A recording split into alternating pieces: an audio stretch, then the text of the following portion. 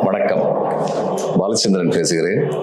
நம்முடைய இலக்கியங்கள் மிக மிக பழமையான உலக இலக்கியங்களுள் ஒன்று என்பதில் இன்று எந்த விதமான ஐயமும் இல்லை. அது இல்லாத ஒரு காலம் இருந்தது. நம்முடைய இலக்கியங்களின் பழமை தெரியாத ஒரு காலம் இருந்தது. ஆனால் இன்று அது நன்றாக தெரிகிறது. அதற்கு காரணமானவர்கள் 2 பெரியவர்கள். தாமோதரம் பிள்ளை என்று ஒரு நீதிபதி ஒருவர் இருந்தார். அவர்தான் தொல்காப்பியத்தை உலகிற்கு கொண்டவர், அச்சிட்டவர். அடுத்து ஓவே சாமிநாதையர் 10 பாட்டு 8 தொகை எவ்வளவு முடியுமோ அத்தனையும் அச்சிட்டவர். இதை தவிர திருக்குறளை இதற்கு முன்பே ஆங்கிலேயர்கள் உட்பட சில பேர் அச்சிட்டிருக்கின்றார்கள். இந்த பழந்தமிழ் இலக்கியங்கள் சங்க இலக்கியம் என்ற பெயரால் அழைக்கப்படுகின்றன. திருவள்ளுவர் சொன்னார், எப்பொருள் யார் யாருவாய் கேட்பினும் அப்பொருள் மெய்ப்பொருள் காண்பதறிவு என்று சொன்னார். வேறு வழி இல்லாமல் இதை சங்க இலக்கியங்கள் என்று அழைத்ததை உறுதிப்படுத்தி எல்லோருமே சங்க இலக்கியங்கள் என்று அழைத்துக் கொண்டிருக்கின்றோம். இவைகள் சங்க இலக்கியங்கள் தானா? இறையனார் அகப்பொருள் என்ற ஒரு நூல் 8வது நூற்றாண்டிற்கு அப்புறம் தோன்றிய ஒரு நூல். அந்த நூலில் தான் சங்க இலக்கியம் என்ற சொல் முதலாவது பயன்படுத்தப்படுகின்றது. அந்த நூல் என்ன சொல்கிறது? முதலாம் சங்கம் தென்மதுரையில் இருந்தது 8999. நான் ஆண்டுகளை சரியாக சொல்லவில்லை, ஏறக்குறைய அத்தனை ஆண்டுகள் இருந்தது. 2வது சங்கம் கபாடபுரத்தில் இருந்தது, 7999 வருஷம் இருந்தது. அதுக்கப்புறம் 3வது சங்கத்தில் இயற்றிய நூல்கள் தான் இப்பொழுது நமக்கு கிடைக்கின்றன.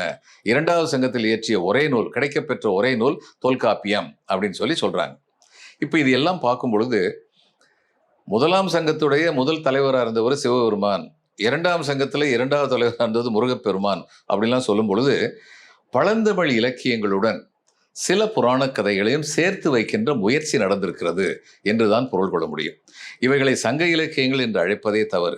சங்கம் என்ற சொல்லே சமணர்களிடமிருந்து உருவானது. சங்கமித்திருத்தல் என்பது அது தமிழ் சொல்லா என்பதை பற்றிய பல விவாதங்கள் உண்டு.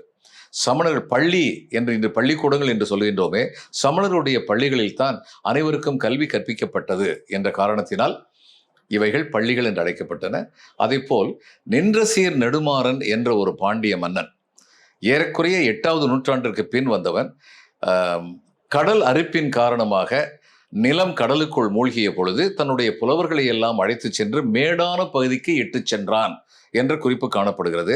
எனவே எந்த சுனாமியும் நடக்கவில்லை, குமரிக்கண்டம் காணாமல் போய்விடவில்லை. கடல் அரிப்பின் காரணமாக மேலான பகுதிகளுக்கு 8வது நூற்றாண்டிற்கு பின்னால் அழைத்து சென்ற பொழுது சங்கம் என்ற பெயரில் இவர்கள் அழைக்கப்பட்டிருக்கலாம். அவருடைய கவிதைகள் சங்ககால இலக்கியங்கள் என்று கூறப்பட்டிருக்கலாம். இவைகள் அத்தனையுமே இன்று மறுபரிசீலனை செய்ய வேண்டிய கட்டாயத்தில் நாம் இருக்கின்றோம் என்பதுதான் உண்மை. இதை பற்றி விரிவாக இன்னொரு நாளில் பார்ப்போம். வணக்கம்.